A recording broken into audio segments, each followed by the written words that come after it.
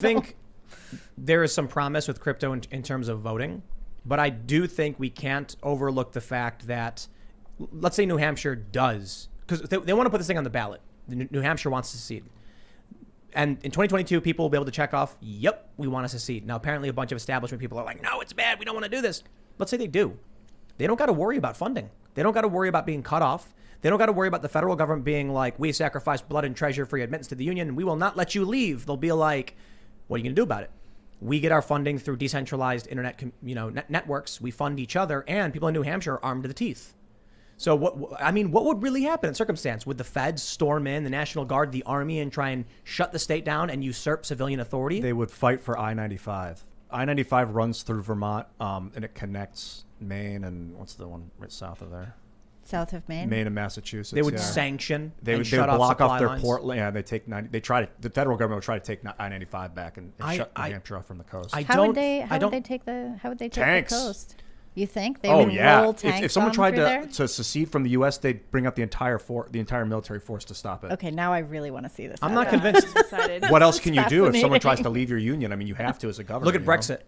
Yeah, they didn't do it. They couldn't do anything about it. That was Europe. But still, like, we're at a point where, like, even Scotland, if Scotland really did vote for independence, what can they do? Are we going to see a whole nother campaign to go claim Scotland for the crown? The only reason I think they're working on that, right? Right. So my point is, we are beyond the era of violence to a certain extent. What I mean is, people will not tolerate conflict.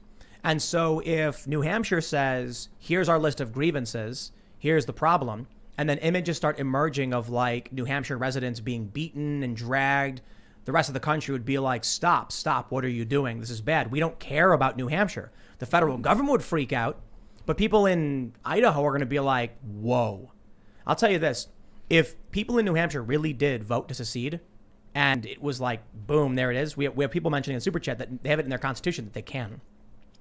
Then if the federal government moves in, a bunch of other states are going to file lawsuits. They're going to make declarations. Basically what happened in the original Civil War, the first one in the United States. The original. I like that. Several states seceded from the Union. The Union soldiers were at Fort Sumter. And when conflict started, I think it was 7 more states that went, whoa, we're out. We're done. The moment you started attacking states that I see I-95 as Fort Sumter. If they try and block the road from Massachusetts to Maine by taking it to a new country, then the government would try and take it back, and that would be like a Fort There's Sumter another moment. thing too, which is southern New Hampshire is mostly just a bedroom community for Boston. So a lot of people who live in that little southern New Hampshire area that borders on Massachusetts work in Boston or work in Massachusetts. And I don't think they want to get cut off from their jobs. I don't think they want to like lose their jobs because they can't get across the border if there's some sort of issue. I wonder what that would be like. Let me say, I'm not a historian to tell you about the Soviet Union or anything like that, but they lasted, I think, 69 years and then collapsed. They broke apart. The United States, we got like 250, a little bit more than that. It's possible that we suffer a similar dissolution. When I'm thinking of network states, I was visualizing like a way for us to vote across a network for things that aren't local, because localization has changed now. You can have a conversation with anyone anywhere. It doesn't matter. And so that we would have a system of voting where I could vote alongside someone in North Dakota for something that goes on in Texas. But then if the power goes out, we default back to this local system. Or we could have both those systems in parallel. Because the United States is changing, and it will. Are you thinking of like something more along the lines of a completely direct democracy where everybody votes on everything? That'd be terrible. No, not necessarily. You could still have a representation if you wanted, but more of an interconnected system of voting that isn't based on where you live. It's based on what you do, and so the people that do certain things could vote on that thing. And you know what the problem. You know what the problem is. The system of government that we have is beyond brilliant. I reflect on the U.S. government. I'm just like, man, did these dudes work it out? So you look at the reason we vote the way we do. We have districts, we've got counties, is that we want to protect, say there's a small town that's got a water reservoir, and the people all move there and they share and they bask in this water and they protect it. And then a neighboring county says, we want it. We want to vote to take it. So we actually have a weighted vote system with the Electoral College to grant some protection, some defense. The United States has the ability of minority rule democracy is two wolves and a lamb deciding on what's for lunch. A republic is a well-armed lamb contesting the vote.